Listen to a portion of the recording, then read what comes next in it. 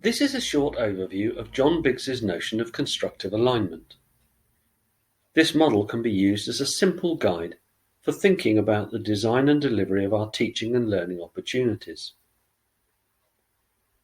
It was whilst Biggs was researching learning that he discovered that all too often what learners demonstrated did not relate well to what the teachers wanted and that would be useful for the student in the future. Biggs noticed a significant flaw in the design process.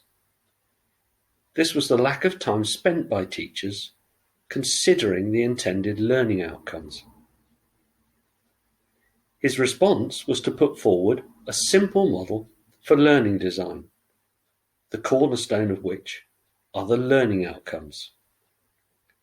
Teachers, he argued, should focus carefully when writing these to ensure that the final stated outcomes are clear and appropriate for the level of the learner. Once these outcomes have been written, but only at this point, a teacher can then design an appropriate teaching strategy. For example, if the outcomes relate to a simple procedure, transmitting knowledge through a lecture may be entirely appropriate.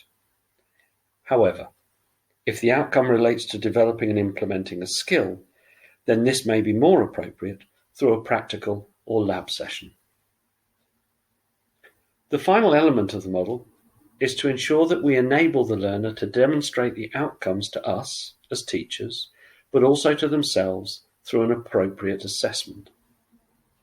Again, if the outcome is about the recall of facts, then an MCQ test may be appropriate. But if we need a skill to be demonstrated, we may want a practical assessment, such as an OSCE. So the model begins with the writing of the learning outcomes. From these, the methods to facilitate these can be designed. And finally, how the learner will be able to demonstrate their achievement of these through some form of assessment.